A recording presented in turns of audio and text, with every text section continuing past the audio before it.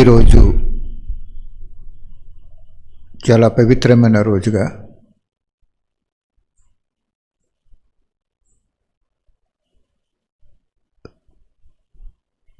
ప్రతి ఒక్కరూ మనస్ఫూర్తిగా అనుభవం చేసుకోండి.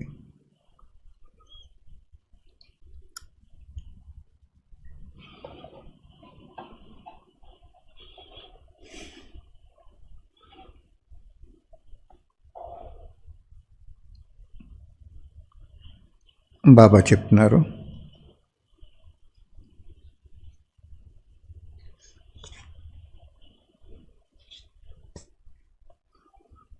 ఏకాగ్రత శక్తి ఎంత గొప్పదో బాబా తెలియజేస్తున్నారు.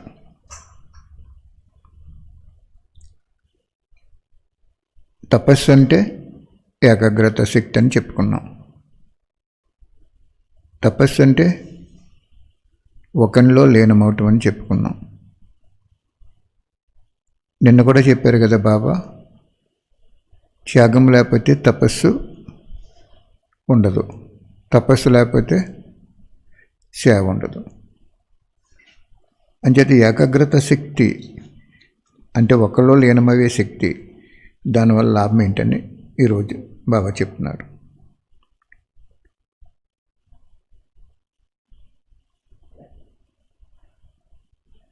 బాబా చెప్తున్నారు,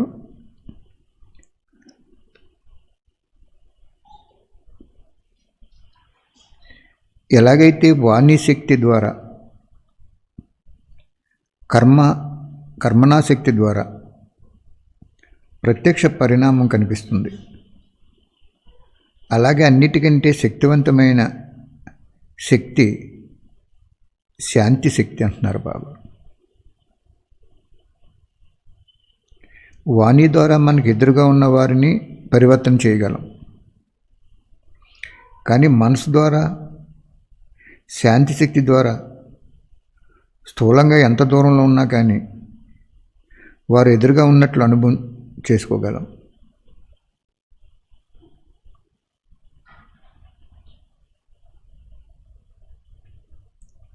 ఎలాగైతే విజ్ఞాన యంత్రాలు దూరంగా ఉన్నాయి దగ్గరగా ఉన్నట్టు చూపిస్తాయో, అలాగే శాంతి శక్తి ద్వారా దూరంగా ఉన్నవారు దగ్గరగా మనకు అనుభవం అవుతుంది, ఇతరులకు కూడా అనుభవం చేయించవచ్చు, వారికి కూడా మనం కనపడతాం అంటున్నారు బాబా. దీన్నే యోగ బలం అని అంటారు. కానీ ఎలాగైతే విజ్ఞాన సాధనాలు కూడా ముఖ్య కేంద్రంలో సంబంధం ఉన్నప్పుడే పనిచేస్తాయి, అలాగే బాబాతో సంబంధం సదా స్పష్టంగా ఉన్నప్పుడే శాంతి శక్తి ద్వారా అనుభవం చేయించగలరు. అన్నీ స్పష్టంగా ఉన్నప్పుడు మనసాశక్తి యొక్క ప్రత్యక్ష ప్రమాణం చూపగలరు. బాబా ఏమంటున్నారు చూసారా, నాతో నీకు అన్ని సంబంధాలు స్పష్టంగా ఉంటే నీకు శాంతి శక్తి తప్పకుండా వస్తుంది అంటున్నారు బాబా. ఆ శాంతి శక్తి అనేక ఆత్మలకి అనుభవం చేయించదు అంటున్నారు బాబా. అంటున్నారు, దీనికోసం శాంతి శక్తి కోసం విశేషంగా ఏకాగ్రత శక్తి ఉండాలి. సంకల్పాల్లో స్థితిలో కూడా ఏకాగ్రత ఉండాలి. ఏకాగ్రత అంటే ఒకని స్మృతిలోనే ఉండటం.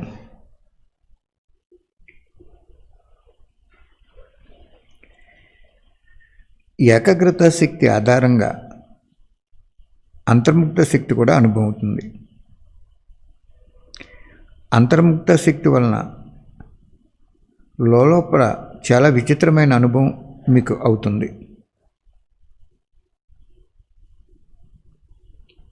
ఎలాగైతే దివ్య దృష్టి అంటే సూక్ష్మలోకం యొక్క విచిత్ర లీలను చూపిస్తుందో, అంతర్ముక్త ద్వారా సూక్ష్మశక్తి యొక్క లీలలో అనుభవం చేసుకుంటారు. ఆత్మల ఆహ్వానం చేయటం, ఆత్మకి సంభాషణ చేయటం, ఆత్మల యొక్క స్వభావ సంస్కారాలను పరివర్తన చేయటం, ఆత్మల యొక్క సంబంధం బాబాతో జోడించటం, ఇలా ఆత్మిక లీలలో అనుభవం చేసుకుంటారు. అప్రాప్తి ఆత్మలకి అశాంతి, దుఃఖి, రోగి ఆత్మలకి దూరంలో ఉంటూనే శాంతి శక్తి, నిరోగి యొక్క వరదానము ఇవ్వగలుగుతున్నారు. చూసారా బాబా ఏం చెప్తున్నారు? అందుకే నేను చెప్పాను కదా మీకు, సత్యమైన పిల్లల్ని మధువనం తీసుకెళ్ళినప్పుడు అక్కడ తపస్సు చేయింటారు బాబా. బ్రహ్మబాబా ఆదిలో కొంతమంది కన్యల్ని అంతర్ముఖి శక్తితో, శాంతి శక్తితో, ఏకాగ్రత శక్తితో యోగం చేయించారు బ్రహ్మబాబా. అప్పుడు వాళ్ళు సూక్ష్మతనంకి వెళ్ళి ఎన్నో దృశ్యాలు తీసుకొచ్చారు. అక్కడ జీవనం ఎలా ఉంటుందనేది కూడా చూపించారు బాబా, శివబాబా. అప్పుడు వాళ్ళు ఏం చేసేవారు చేసిందండి, కొద్దిగా పాలు తీసుకునేవారంటే అంతే. అలాగ 15 రోజులు అన్నాలోగానే ఉన్నారని బ్రహ్మబాబా జీవిత చరిత్ర ఎపిసోడ్లో ఉంది అది. అలాగే అంత్యంలో ఇంక విజ్ఞాన సాధనాలు అన్నీ కూడా మీకు సమాప్తి అయిపోతాయి. వైర్లెస్ ఉండదన్నారు బాబా, టెలిఫోన్స్ ఉండవు అన్నారు. ఇంక ఏ శక్తి కూడా, విజ్ఞాన శక్తి సమాప్తి అయిపోయినప్పుడు బాబా ఏం చెప్పారు, అంతిమ సమయంలో చోటు వదిలేయండి అని ఒక సంకల్పం భగవంతుడు రిలీజ్ చేస్తారన్నారు. ఎవరు వెళ్తారో అంతిమ ట్రైన్లో? బుద్ధులైన స్పష్టంగా ఉప్పు నుంచి ఒక్క బాబాతో ఉండాలి. అంటే అందరినీ వదిలేయమంటారా అన్నయ్య, రూమ్లో కూర్చోమంటారా అనొచ్చు మీరు. అది కాదు అక్కడ అర్థం. నువ్వు ఎవరితో మాట్లాడుతున్నా, సంబంధీకులతో కలిసిన, వస్తు వైభవాలతో కలిసిన అతీతం అయిపోవాలి. ఆ సందర్భంలో మాట్లాడాలి, మళ్ళీ అతీతం అయిపోవాలి. అటాచ్మెంట్ ఉండకూడదు. అందుకు బాబా ఇక్కడ చెప్తున్నారు, ఆ స్టేజ్ మనకి బాబా తీసుకొచ్చేస్తారు. అప్పుడే మీకు 250 దేశాలు 22 దేశాలు ఉన్నాయన్నారు, కరెక్ట్గా తెలియట్లేదు అది. ఆ దేశాల్లో సేవ అవ్వలేదు. ఆ దేశంలో సేవ ఎలాగవుతుందో ఇక్కడ క్లియర్గా ఇచ్చేస్తున్నారు బాబా. చూడండి, విశేషంగా ఏకాగ్రత శక్తి వలన లోపల అంటే ఆత్మకి చాలా విచిత్రమైన లీలలు అనుభవం అవుతాయి. ఎవరికి? ఏకాగ్రత శక్తి ఉన్న ఆత్మకి. ఆ శక్తి ఇతరుల మీద ప్రయోగం చేసినప్పుడు వాళ్ళకు కూడా అనుభవం అవుతాయి అంటున్నారు బాబా. ఎలాగైతే దివ్య దృష్టి అంటే సూక్ష్మలోకం యొక్క విచిత్ర లీలలు చూస్తున్నారు, అంతర్ముఖత ద్వారా సూక్ష్మశక్తి యొక్క లీలలో అనుభవం చేసుకుంటారు. ఆత్మల్ని ఆహ్వానం చేయటం, ఆత్మిక సంభాషణ చేయటం, ఆత్మల యొక్క స్వభావ సంస్కారాలను పరివర్తన చేయటం, ఆత్మల యొక్క సంబంధం బాబాతో జోడించటం, ఇలా ఆత్మిక లీలల యొక్క అనుభవం చేసుకుంటారు. అప్రాప్తి ఆత్మలకి, అశాంతి ఆత్మలకి, దుఃఖి ఆత్మలకి, రోగంతో ఉన్న ఆత్మలకి దూరంలో ఉంటూ శాంతి శక్తి, నిరోగి యొక్క వరదానము ఇవ్వగలుగుతారు. చూసారండి, నేను బాబా ఏం చెప్పారు, మన భారతదేశంలో విశ్వ సమ్మేళనం వేదికలు నడుస్తుంది. ఆ దృశ్యం ఉండిపోయింది ఇంకా డ్రామాలో. తర్వాత వారు ప్రారంభించదు. అప్పుడు ఇతర దేశాల్లో బ్రహ్మబాబా ఉన్నప్పటి నుంచి ఇప్పుడు వరకు 157, 160 దేశాలు పెట్టారని చెప్తారు. 157 దేశాలని చెప్పారు. జానకి దాది గారు శరీరం వదిలినప్పుడు ఒక అన్నయ్య మెసేజ్ పెట్టారన్నమాట, 157 దేశాలకి అధిపతియుడి అని, అంటే మేనేజ్ చేశారండి. ఈ 157 దేశాల్లో ఒక దేశంలో సెంటర్ పెట్టినప్పుడు మొత్తం దేశమంతా సందేశం ఇచ్చినట్టు అయిందా? అవ్వదు. మన ఇండియాలో హైదరాబాద్లో సెంటర్ పెట్టారనుకోండి, ఎక్కడి నుంచి వచ్చి మొత్తం ఇండియా అంతా సేవ చేసినట్టు అయిందా? అవ్వలేదు. కానీ బాబా ఏం చెప్పారు, ఇతర దేశంలో ఎందుకు పెట్టించానంటే ఇతర ధర్మాల్లోకి వెళ్ళిపోయిన వాళ్ళు మారిపోయారు, వాళ్ళు ఆది సనాతన దేవీ దేవత ధర్మం నుంచి వాళ్ళని తీసుకురావటానికని పెట్టాను అన్నాడు. ఓకే, 157 దేశాల్లో సెంటర్కి పోని ఒక 50 మంది ఉంటారు. కానీ ఆ దేశంలో ఎంతమంది ఉన్నారు? అమెరికా ఉందంటే 33 కోట్లు ఉన్నారు. ఒక సెంటర్ పెట్టి 50 మందికి సందేశం ఇచ్చి రోజు రెగ్యులర్గా గాడ్లీ స్టూడెంట్గా రెగ్యులర్ స్టూడెంట్గా ఉన్నప్పుడు మిగిలిన వాళ్ళు ఏమైపోతారు? వంచితం అయిపోతారు. వాళ్ళకి భగవంతుడు వచ్చాడని తెలియకపోతే భూమి మీద పుట్టడానికి గతులు లేవు. ఇది కర్మక్షేత్రం. ఇది భగవంతుడు కర్మ ఫిలాసఫీని రచన చేశారు. ఆయన ఆ ఫిలాసఫీలోనే ఉంటారు. ఆయన జడ్జి గారు కొన్ని రూల్స్ అప్లై చేసుకుని అందులో ఆయన జీవిస్తారు, అది అప్లై చేస్తారు act number so and so ప్రకారం అని. అంచేత వాళ్ళకి పుట్టడానికి ఇంకా భూమి మీదకి రావడానికి హక్కు లేదు బాబాని తెలుసుకోకపోతే. అందుకే ఇక్కడ చెప్తున్నారు చూడండి, ఏమంటున్నారు బాబా? ఎప్పుడైతే ఏకాగ్రత శక్తితో నువ్వు లీనం అయిపోయి ఉన్నావో అప్పుడు సూక్ష్మశక్తి యొక్క లీలలో అనుభవం అయిపోతాయి. ఎలాగా? ఆత్మల ఆహ్వానం చేయటం. నేను చెప్పాను కదా 16,108 మాలు ముఖ్యంగా మధువను తప్పకుండా బాబా అంతిమ ట్రైన్లో తీసుకెళ్తాడు. వాళ్ళని యోగం చేయించాడు 2 సంవత్సరాలు. 1 సంవత్సరం అయ్యేటప్పటికి 2వ సంవత్సరం ఎంటర్ అయ్యేటప్పటికి యుద్ధం సివియర్ అయిపోతుంది. అప్పుడు వీళ్ళు ఏకాగ్రత శక్తి పెరిగిపోతుంది. వీళ్ళకి చెప్పాను కదా, గంటకి చేస్తారు, 24 గంటలు కూడా యోగం చేస్తారు అక్కడ. కాబట్టి ఇక్కడ బాబా ఏం చెప్తున్నారు? ఆత్మల ఆహ్వానం చేయటం. ఎప్పుడు? అంతర్ముక్త శక్తి ద్వారా సూక్ష్మశక్తి లీలలు అనుభవం అవుతాయి అంటున్నారు ఇక్కడ. చూడండి, జాగ్రత్తగా వినండి. ఆత్మిక సంభాషణ చేయటం అంటే ఈ అంతర్ముఖి స్థితిలో ఉండి సూక్ష్మశక్తి భగవంతుడి నుంచి పొందిన ఆత్మ వాళ్ళ పిలిచి వాళ్ళతో మాట్లాడుతుంది అంటున్నారు బాబా. ఆత్మల యొక్క స్వభావ సంస్కారాలను కూడా పరివర్తన చేసేస్తుందట. ఆత్మల యొక్క సంబంధము బాబాతో జోడించటం చేస్తుంది అంటున్నారు బాబా. ఇక్కడ మెయిన్ పాయింట్ ఉంది. ఎప్పుడైతే వీళ్ళు పరిస్థితుల కింద అవ్వారో అప్పుడు ఆత్మల యొక్క సంబంధము శివబాబాతో జోడించేలా చేసేస్తుంది ఆత్మ. ఇలా భారతదేశంలో భగవంతుడు వచ్చాడు, జ్యోతి స్వరూపంలో ఉన్నారు, నువ్వు ఒక ఆత్మ జ్యోతి స్వరూపం అని అనుభవం చేయించేస్తుంది. మనం చిత్రప్రదర్శనలో ఎలా చెప్తాం మనం అలాగా. ఆ అనుభవం చేయించేసిన తర్వాత బాబా ఏం చెప్తున్నారు? ఇంకానే అప్రాప్తి ఆత్మలకి ప్రాప్తినిప్పిస్తారు, అశాంతి ఆత్మలకి శాంతినిప్పిస్తారు, దుఃఖంలో ఉన్న ఆత్మకి సుఖాన్ని ఇస్తారు, రోగంతో ఉన్న ఆత్మకి నిరోగ్గా చేసేస్తారు.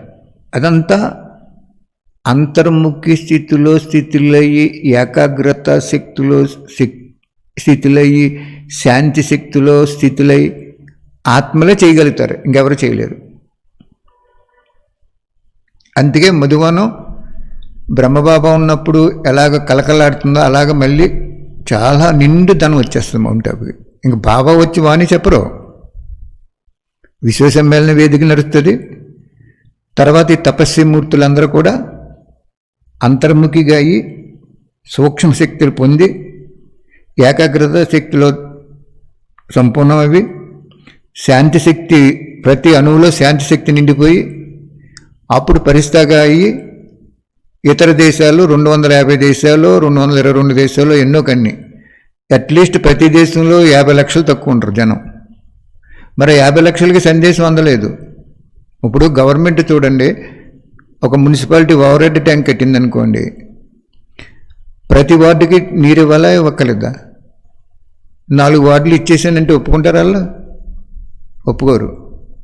అదేవిధంగా భగవంతుడు అందరికీ జ్ఞానం చెప్పకుండా వినాశనం చేయకూడదు, ఆయనకి రూల్ లేదు. స్కూల్లో పాఠం చెప్పకుండా పరీక్షలో ప్రశ్న ఇస్తే ఆ పాఠం చెప్పకుండా ఆ పాఠంలో ప్రశ్నలు ఇస్తే కంప్లైంట్ పెడతారు. అక్కడ మాకు ఈ పాఠం చెప్పలేదని, మాకు సిలబస్లో లేదని చెప్తారు. అదేవిధంగా భగవంతుడు ప్రతి బిడ్డకి నేను వచ్చానని తెలియకుండా వినాశం చేయడానికి రూల్ లేదు ఆయనకి. మీరు ఇంకో ప్రశ్న ఇచ్చి అటువంటి సమయంలో కొన్ని శరీరం వదిలేసినవి ఉంటాయి కదా, గాలిలో ఉంటాయి కదా ఆత్మలో, అంటారు. అట్లు కూడా ఇచ్చేస్తాడు బాబా. ఒకసారి చెప్పాను కదా మీకు, అన్నవరం బట్టీలో ఒక అక్కయ్య శరీరం వదిలేసి ఇంకొకరి శరీరంలో ఉండి వాణిలన్నీ చక్కగా వెళ్ళిపోయేటప్పుడు ఇలా ఉన్నావేంటి అని అడిగితే, నేను ఎవరు అనుకుంటున్నారు, నేను పలానా నేను అవ్యక్తవాణిలు అంటే నాకు చాలా ఇష్టం, నాకు ఇంకా శరీరం లభించలేదు, బాబాని అడిగాను, ఇక్కడ పంపించారు. ఈ వాణీలు ఎలా ఉంటాయంటే చేదుగా ఉన్నట్టు అనిపిస్తాయి, కానీ లోపల దిగితే చేదు మందు లోపల దిగితే వ్యాధిని సముప్తి హత్తది. అలాగే అన్నయ్య మంచి వాణీలు చెప్తారని నేను వచ్చాను, బాబా పంపించారు. ఈ ఆత్మలో ఉండి నేను అంతా విన్నాను, మరి నేను ఇంకెళ్తున్నానని చెప్పారు. అంటే ఈ గాలిలో ఉన్న ఆత్మలు కూడా ఆ సమయంలో ఎవరొకరి శరీరంలో గుప్తంగా ప్రవేశించి ఈ సూక్ష్మ ఆత్మలో ఈ సూక్ష్మ శక్తి ఏమేంటి, అంతర్ముఖి శక్తి, ఏకాగ్రత శక్తి, శాంతి శక్తి, ఒక్కరిలో లీనమైపోయే శక్తి.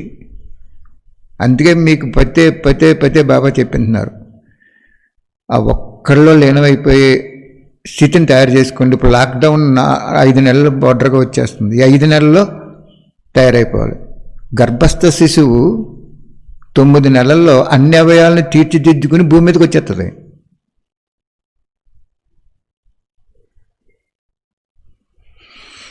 అలాగే ఇప్పుడు మనకి సుమారుగా 5 నెలలు అయిపోయినాయి. అలాగే మనం కూడా ఇంక మనకి సెంటర్ అవసరం లేదు, ఏమీ అవసరం లేదు. ఒక్కరిలో లీనమైపోయే స్థితిలో నడుస్తూ తిరుగుతూ కార్యవ్యవహారాలు చేసుకుంటూ ఒకళ్ళలో లీనమైపోయే స్థితిని తయారు చేసుకోండి. అప్పుడు బాబా ఏం చెప్తున్నారు చూసారా, దాని యొక్క శక్తి, ఆత్మల యొక్క సంబంధం బాబాతో జోడిస్తారు. ఆత్మలకి డైరెక్ట్ సాక్షాత్కారం చేయించేస్తారు. భగవంతుడు జ్యోతి స్వరూపుడు, నీ ఆత్మ జ్యోతి అనేటప్పటికీ వాళ్ళకి అనుభవం అయిపోతుంది అంటున్నారు. ఆత్మల యొక్క సంబంధాన్ని బాబాతో జోడింతారంట. ఎవరు? ఈ శక్తులు కలిగిన వాళ్ళు. అంతిమలో ఈ 250 దేశాలకి వీళ్ళు విహంగ మార్గంలో వెళ్తారు. లేదు అక్కడే ఆ యోగ శక్తి చేత దూరంగా ఉన్న ఆత్మలు కూడా అనుభవం చేయించేస్తారు. ఎంత గొప్ప అద్భుతమైన ఆత్మలో చూడండి వాళ్ళు.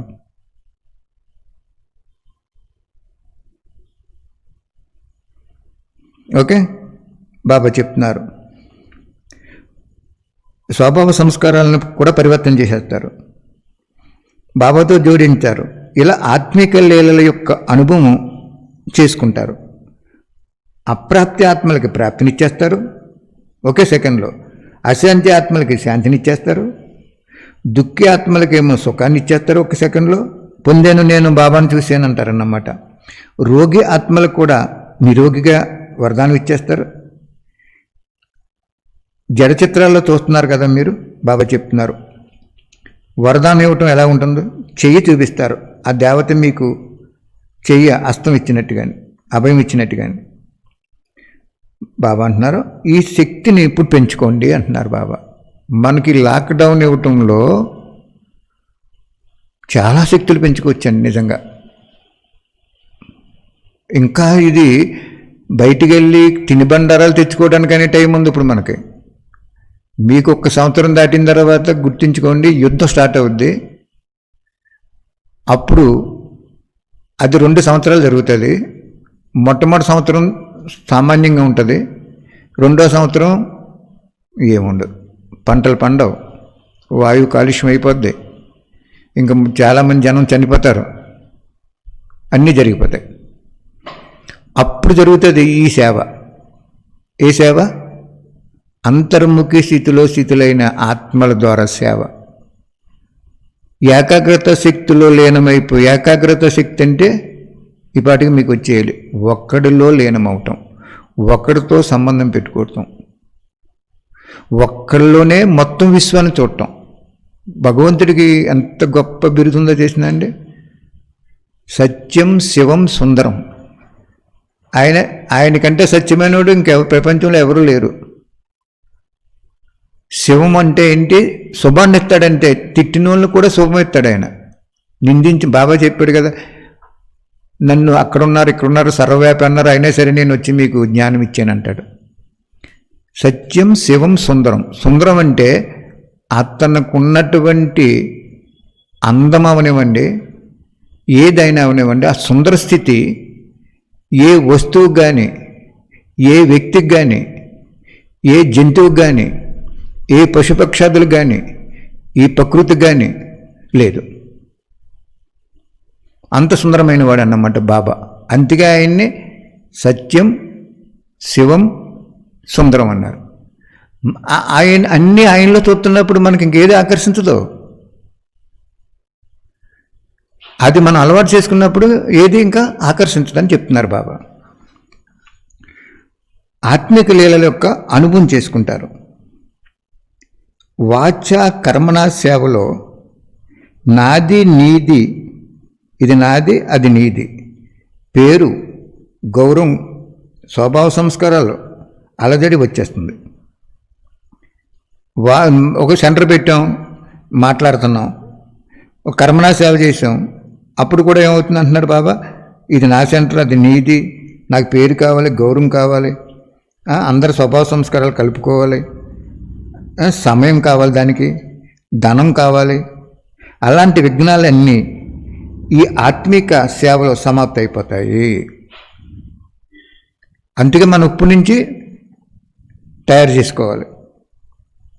ఆత్మిక సేవ ఒక సంస్కారం అయిపోతుంది. ఈ సంస్కారంలోనే సదా సత్పరులై ఉండండి.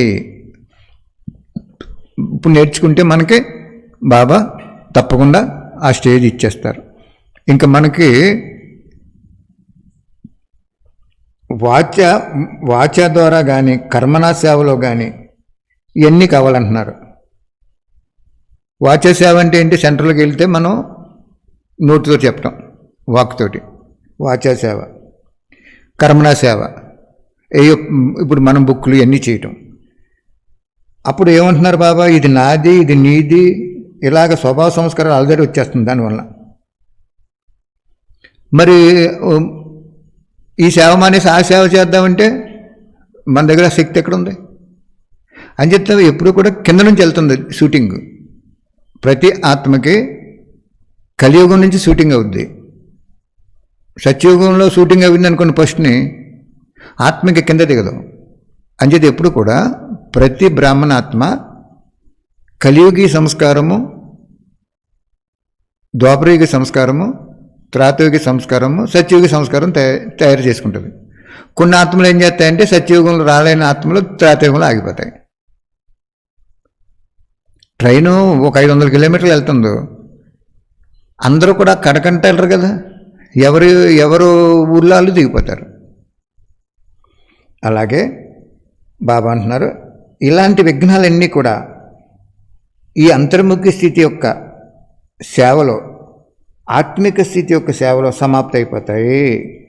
ఆత్మిక సేవని ఒక సంస్కారంగా తయారు చేసేసుకోండి. రేపు అన్నీ కూడా సమాప్తి అయిపోతాయి. ఇప్పుడు ఎలాగైతే మనకి బాబా క్లోజ్ చేసాడు కదా, సెంట్రల్ క్లోజ్ చేసాడు, ఎక్కడికి వెళ్ళొద్దు, నువ్వు నీ ఇంట్లో నువ్వు అంతర్ముఖిగా యోగం చేసుకో, నేను అన్నీ చూస్తాను, నీకు తోడుంటాను, నేను సర్వశక్తివంతుణ్ణి, సముద్రంలో నీరన్నీ కూడా మేఘాల కింద వర్షం కురుతుంది, నదుల కింద కూడా పరివర్తన అవుతాయి, పంట పొలాలకు నీరిస్తాయి, డ్యాములు కట్టిస్తారు. కానీ నీరంతా ఎక్కడి నుంచి వచ్చింది? ఎక్కడి నుంచి వచ్చింది? సముద్రం నుంచి వచ్చింది. అర్థమైందా? కాబట్టి బాబా అంటున్నారు, మీరు ఈ విషయంపై ధ్యాస పెట్టుకోండి అంటున్నారు బాబా. నెక్స్ట్ పాయింట్,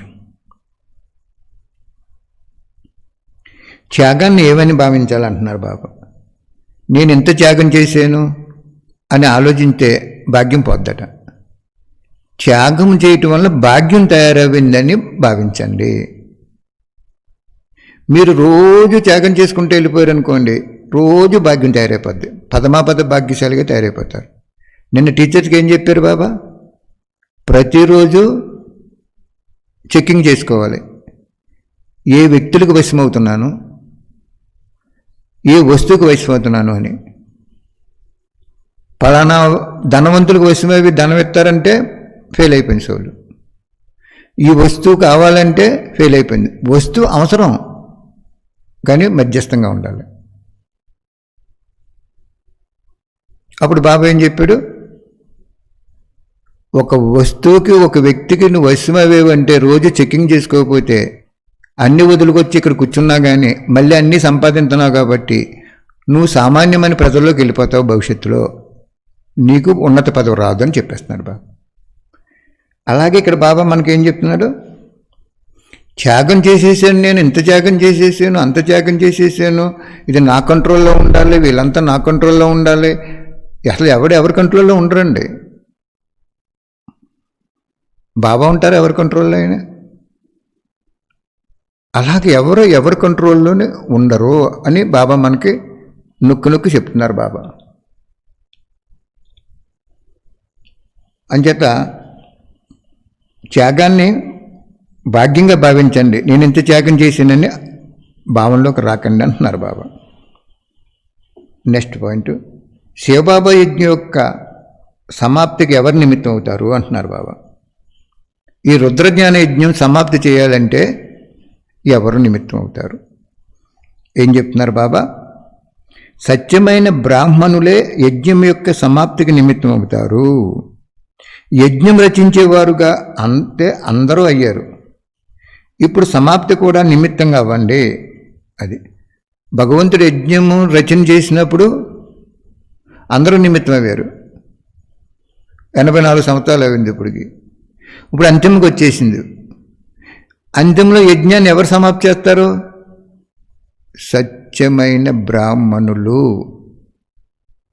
వాళ్ళు టీచర్స్ ఉండొచ్చు, మహారథులు ఉండొచ్చు, విద్యార్థులు ఉండొచ్చు.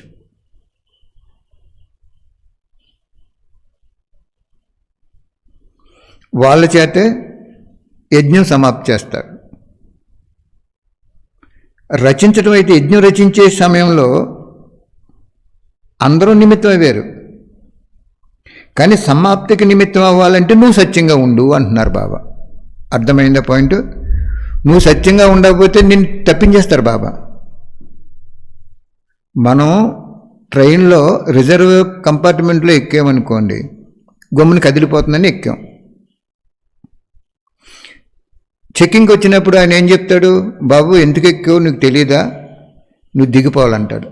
అయ్యా నేను సెకండ్ స్టేజ్లో దిగిపోతాను అని చెప్పుకున్నాం అనుకోండి, దిగిపోవచ్చు. అక్కడ ఒక ట్రైన్లోనే రిజర్వ్ కంపార్ట్మెంట్లో నాన్ రిజర్వ్డ్ వ్యక్తి ఎక్కినప్పుడు ఆ టీటీ వచ్చి ఎట్టి పరిస్థితుల్లో నువ్వు కొండ కూడా గెంటేసినంత పని చేస్తాడు. ఈ లోకంలో ఇంత స్ట్రిక్ట్గా ఉన్నప్పుడు భగవంతుడు స్వర్గాన్ని స్థాపన చేస్తున్నాడు, ఆయన ఎంత స్ట్రిక్ట్గా ఉంటాడు. అందుకు ఆయన ఏమంటున్నాడు ఇక్కడ, సత్యమైన బ్రాహ్మణుల ద్వారా మాత్రమే యజ్ఞము సమాప్తి అవుతుంది. అంటే మీరు యజ్ఞం సమాప్తి, నేను చెప్పాను కదా మీకు, అంతిమ ట్రైన్ను భారతదేశంలో ఎక్కడెక్కడ నుంచి అంతిమ ట్రైన్ ఉంటుంది, ఇతర దేశంలో ఫ్లైట్స్ ఉంటాయి. అలాగని చెప్పి ఇప్పుడు మనం మౌధవనంలోకి తీసుకెళ్ళిపోతాను, మన ఇల్లు ఉండండి అక్కడ. బాబా ఎలాగ తీసుకెళ్ళిపోతారు, కొన్ని సంవత్సరంలోనో 2 సంవత్సరాల్లోనో అన్నీ అక్కడికి వెళ్ళిపోయి మన కాపురం ఉండి అక్కడ ఉండండి. ఏం చెప్పారు తెలిసిన బాబా దానికి? అప్పుడు నీకు సంకల్పం వస్తుంది, ఇంటి దగ్గర ఎవరు ఎలా ఉన్నారని నువ్వు ఇంటికి వచ్చేస్తావని చెప్పాడు.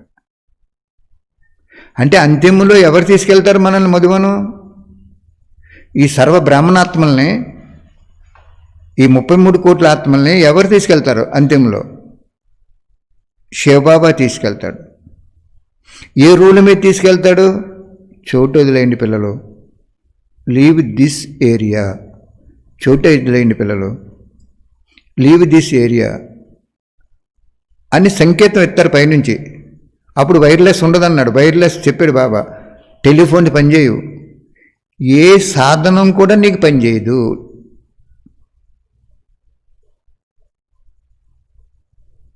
తుఫాను వచ్చేస్తున్నప్పుడు గవర్నమెంట్ మైకులు అనౌన్స్ చేసి ఇల్లు వదిలేసి వచ్చేయండి, రక్షణ స్థలానికి వెళ్ళిపోతే నేను తీసుకెళ్తున్నామని చెప్తారు కదా. అలాగే బాబా ఏం చెప్పాడు? లీవ్ దిస్ ఏరియా, చోటు వదిలేయండి. ఎప్పుడు చెప్పాడు ఇది? ఒక 20-30 సంవత్సరాల క్రితమే చెప్పారు బాబా. ఎందుకు చెప్పారు? ఆ క్యాచ్ చేసే శక్తి ఇప్పటి నుంచి అనుభవం చేసుకోవాలి. నువ్వు పరీక్ష రాయాలంటే ముందు నుంచి చదువుకుంటేనే కదా పరీక్ష రాయగలదు, ఆన్సర్ రాయగలదు. అలాగే బాబా ఏమంటున్నాడు ఇక్కడ? సత్యమైన బ్రాహ్మణులు ఎవరైతే ఉన్నారో వాళ్ళ ద్వారా మాత్రమే ఈ రుద్రజ్ఞాన యజ్ఞాన్ని సమాప్తి చేస్తాను. మిగిలిన వాళ్ళంతా కూడా ఏమవుతారంటే ఆదిలో ఉన్నారు, మధ్యలో ఉన్నారు, కానీ అంతింలో ఉండరు. ఉంటారా? సత్యంగా లేకపోతే ఉంటారా? ఆయన ఎవరు? సత్యం. ఆయన ఎవరు?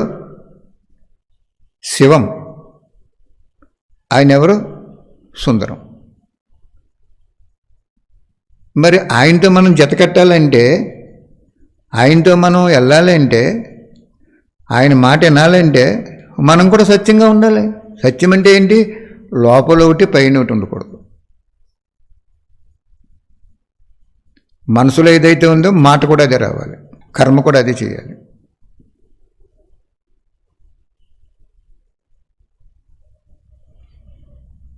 శివం అంటే ఏంటి? ప్రతి ఒక్కరికి శుభాన్ని ఇచ్చుకుంటూ వెళ్ళిపో. ప్రతి ఒక్కరికి శుభాన్ని ఇచ్చుకుంటూ వెళ్ళిపో. శుభం. అసలు అశుభం ఆలోచించకూడదు. అశుభం మనం సంకల్పంలో కూడా రాకూడదు. ఎవరికి అపకారం చేద్దామని స్టేజ్ కూడా రాకూడదు. సత్యం ఆయనకున్న లక్షణాలు మనకు వస్తేనే మనల్ని యజ్ఞంలో ఉపయోగించాడు. మధ్యలో ఎందుకు మరి ఉపయోగించలేదు? ట్రైను ఒక చోట నుంచి బయలుదేరి 500 కిలోమీటర్లు వెళ్తుంది. అందరూ కూడా కడకంటే వచ్చే వాళ్ళకి టికెట్ ఇచ్చిందా? ఇవ్వలేదు కదా. మధ్యలో మా ఊర్లో దిగిపోతానంటే ఓకే, ఎక్కువ దిగిపో అన్నారు. అలాగే బాబా కూడా నువ్వు యజ్ఞంలో రా, తప్పేం లేదు, నన్ను తెలుసుకో, పురుషార్థం చేసుకో, ఎంతో కొన్ని త్యాగం చేసుకో, భాగ్యం తయారు చేసుకో అన్నాడు. కానీ లాస్ట్కి వచ్చేటప్పటికి నువ్వు ఫస్ట్ నుంచి లాస్ట్ వరకు సత్యంగా ఉండాలి. అందరి గురించి శుభం ఆలోచించాలి. ప్రపంచంలో సృష్టిలో నా అంత ఆకర్షణీయమైనటువంటి సూక్ష్మశక్తి కలిగినటువంటి నేను తప్ప నీకు ఇంకెవరు లేరు. నీ మనసు ఎప్పుడు కూడా ఒక వ్యక్తికి కానీ, ఒక వైభవానికి కానీ, ఒక వస్తువు కానీ, ఆస్తికి కానీ, ఐశ్వర్యానికి కానీ దేనికి ఆకర్షించినా కూడా నువ్వు అంతిమ యజ్ఞం సమాప్తిలో నిన్ను ఉపయోగించడు. అంతిమ యజ్ఞం ఎక్కడ సమాప్తి అవుద్ది? మధువనంలోనే సమాప్తి అవుద్ది. విశ్వ సమ్మేళన వేదిక అక్కడే జరుగుతుంది. అక్కడి నుంచే ఇతర దేశాలకు కూడా పరిస్థితులుగా ఇందాక చెప్పారు కదా, అంతర్ముఖి స్థితి, శాంతి శక్తి, ఒకరిలో లీనమైపోయి ఏకాగ్రత శక్తి, ఆ 3 శక్తులు ఉన్న ఆత్మలో అక్కడికి వెళ్ళిపోతారు. ఇప్పుడు చూసుకోండి, 3 ఉన్నాయో లేదో మీకు శక్తులు. ఇప్పుడు నుంచి ట్రై చేసుకోండి. చక్కగా సెంటర్లో ఉన్న వాళ్ళైనా, ఇంట్లో ఉన్న వాళ్ళైనా నడుస్తూ తిరుగుతూ కార్యవ్యవహారాలు చేసుకుంటూ, బాబా బాబా వెళ్ళిపోతున్నావా? బాబా వెళ్ళిపోతున్నావా? తండ్రి మాకు స్వర్గం ఇచ్చేసి వెళ్ళిపోతున్నావా? ఇలాగ భిన్న భిన్న రూపాలలో ఏ విధంగా అయితే ఒక చేప నిరంతరం నీటితోటి దాని జీవితం గడుపుతుంది. ఎప్పుడైనా ఒడ్డు కొట్టుకొచ్చేసింది అనుకోండి, బాబాయ్ చెప్పారు ఒక వాణిలో, అది గిలగిల కొట్టుకుంటూ మళ్ళీ ఒడ్డు నుంచి నీటిలోకి వెళ్ళిపోవడానికి ప్రయత్నం చేస్తుంది. అది దాని జీవితం అంతా కూడా నీటితోటి ఉంటుంది, లేకపోతే బతకలేదు. అలాగే బాబాయ్ ఏమంటున్నాడు, 5000 సంవత్సరాలకు ఒక్కసారి వచ్చిన నేను, నీ ఆత్మజ్యోతిని వెలిగించడానికి వచ్చిన నేను, నువ్వెందుకు చేతులారా ఆర్పేసుకుంటావు జ్యోతిని? సత్యంగా ఉండు. అందరి గురించి శుభం ఆలోచించు, అసలు అశుభం అనేది ఆలోచించకూడదు. నాకు మొన్న ఒక ఆయన హైదరాబాద్ నుంచి ఫోన్ చేశారు, బుక్కులు పంపించండి అని. ఆయన చాలా బీదవాడుగా నిరూపణ అయింది నాకు. బుక్కులు పంపించాను. ఆయన చెప్తున్నారు, ఆయన బాబు ఎంత ఉందో చెప్పండి పంపేస్తాను, వద్దులండి మీకు భగవంతుడు పంపించాడు, మీ సామర్థ్యాన్ని బట్టి మీరు ఇవ్వక్కర్లేదంటే లేదు నేను ఇచ్చి తీరుతాను, ఆ ఖర్చులతో సహా ఇస్తాను అన్నాడు. మన శుభభావన ఏం చేసిందో చూసారు అక్కడ. అయ్యో ఆయన దగ్గర డబ్బులు లేవు, ఆయన ఇవ్వలేదు, ఈ బుక్కులు పంపించాలని అనుకోకూడదు. ఎవరైనా ఆర్డర్ ఇచ్చినప్పుడు మనం ఎప్పుడైతే వాళ్ళు పంచుతారు, పంచటమే గొప్ప కదండి. భగవంతుడు బుక్కులు పంచటమే గొప్ప కదా. వాళ్ళు తనువును ఉపయోగించున్నారు, శరీరాన్ని ఉపయోగించున్నారు, సమయాన్ని ఉపయోగించున్నారు. ధనం లేదు వాళ్ళ దగ్గర. ధనవంతులు ఎవరో ధనం ఇచ్చారు, వాళ్ళు శరీరాన్ని ఉపయోగించలేరు అని చెప్పి దాన్ని పట్టుకొచ్చి ఇక్కడ పెట్టినప్పుడు 5 ఏళ్ళు ఎప్పుడైతే మనం గ్లాసుని పట్టుకునేటప్పుడు 5 ఏళ్ళు ఉపయోగించేనే గ్లాసుని పట్టుకోగలుగుతాం. ఒకేళ్ళతో గ్లాస్ పట్టుకోండి స్లిప్ అయిపోతాయి. అలాగే ఎందుకు చెప్పానంటే శుభభావనలో చాలా చాలా పుణ్యం జమ అయిపోద్ది. నువ్వు ఇంతిస్తే నేను అంతిస్తాను అనేది రాకూడదు ఇక్కడ, అది వ్యాపారం అయిపోద్ది. శుభభావన అంటే ఏంటంటే ఇచ్చుకుంటూ వెళ్ళిపోవటమే. మనమేమనుకుంటాం, ఇచ్చుకుంటూ వెళ్ళిపోతే బికారి అయిపోతాయేమో, మనం ఏమీ లేకుండా అయిపోతామేమో అనుకున్నాడు బ్రహ్మబాబు. అవేడా బ్రహ్మబాబు ఇచ్చుకుంటూ వెళ్ళిపోయి బికారి అయిపోయాడు. ఎంచేపు బికారి అయ్యాడు? ఓన్లీ 1 or 2 hours బికారి అయ్యాడు. ఆ బికారి అవటంలో కూడా కళ్యాణం ఏంటి? జ్ఞానంపై ప్రేమ లేని వాళ్ళు, భోజన ప్రియులు లాంటి వాళ్ళు వెళ్ళిపోయారు. 2 hours తర్వాత మనీ ఆర్డర్ వచ్చింది, అందరూ 150 మంది మిగిలేరు. అడవిలోకి వెళ్ళి రేగిపళ్ళు పట్టుకొచ్చి భోజనం చేయమని చెప్పేవాడు. మరి ఆయన బికారి అయ్యాడా? 50 సంవత్సరాల నుంచి శివబాబా దగ్గర ఉన్నాడు ఆయన. కృష్ణుడి పాత్ర ఎందుకు పనిచేయదు ఇప్పుడు బ్రహ్మబాబాకి? రేపు కృష్ణుడిగా వచ్చాడు అంటే రోజు రోజుకి గంటకి ప్రారంధ జీవితం కింద దిగిపోద్ది. అక్కడ పరమాత్మ శివుడి దగ్గర ఉన్నాడంటే ఎవరికండి అంత అదృష్టం ఉంది? సూక్ష్మవతనం అని ఒక వతనాన్ని తయారు చేసి శివబాబా కర్మాతీత స్థితి పొందిన ఆత్మని కర్మబంధన, సంబంధ బంధన, దేహబంధన, ఈ 4 బంధనలు లేనట్టు ఆత్మను అక్కడ పెట్టుకున్నాడు అంటే ఆ ఆత్మ ఎంత అదృష్టం అండి. మళ్ళీ ఇక్కడ సాకార లోకంలో కూడా అంతిమలో ఆదిలో జరిగినటువంటి సాక్షాత్కారాలు అంతిమలో మధువంలో జరుగుతాయన్నాడే మహానుభావుడు. దానికనే రెడీ అవ్వండి, దానికనే సిద్ధపడండి. ఏం చేయమన్నాయా అని మీరు అడుగుతారేమో. వ్యాపార వ్యవహారాలన్నీ ఏది ఉన్నా అన్నీ బంద్ చేసాడు బాబా. ఇప్పుడు మనకి చక్కగా నడుస్తూ తిరుగుతూ కార్యవ్యవహారాలు చేసుకుంటూ బాబా బాబా ఎవరితో మాట్లాడాలి? కార్యార్థం మాట్లాడండి.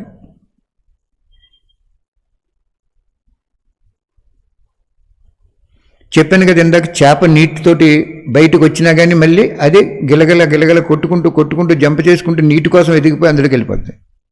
అందులోకి వెళ్ళినప్పుడు మళ్ళీ అంత హ్యాపీగా బతికేస్తుంది. అదే బయట ఉంటే బతకదు, చనిపోద్ది. అంచేత బ్రాహ్మణ జీవితం అంటే ఏంటంటే ఒక్కని స్మృతిలో రోజంతా గడపటము. అంటే ఒక రూమ్లోకి వెళ్ళిపోయి కూర్చుని ఉండటం కాదండి. నడుస్తూ తిరుగుతూ కార్యవ్యవహారాలు చేసుకుంటూ ఆయన స్మృతిలో ఉండటం. ఓకే, బాబా చక్కటి వాణి చెప్పారు.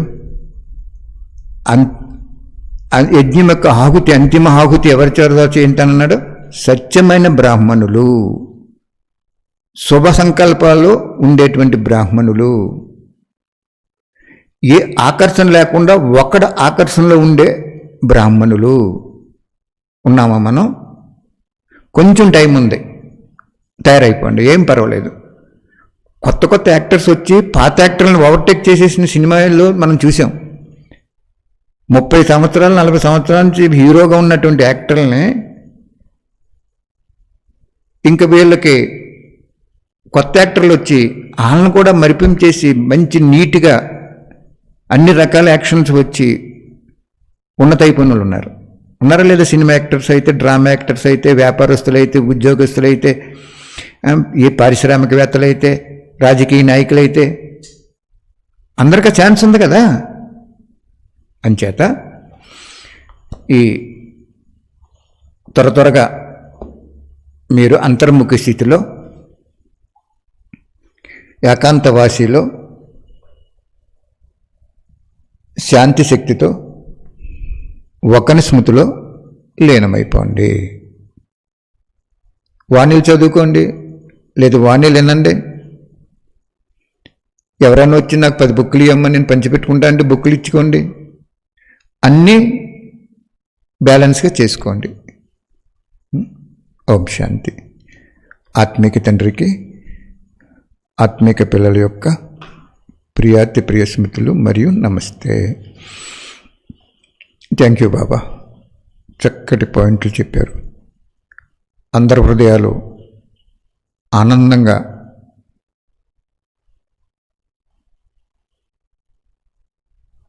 ఉండేటువంటి వరదానాన్ని ప్రసాదించారు బాబా. థ్యాంక్ యూ బాబా. అందరూ సద్వినియోగం చేసుకోండి.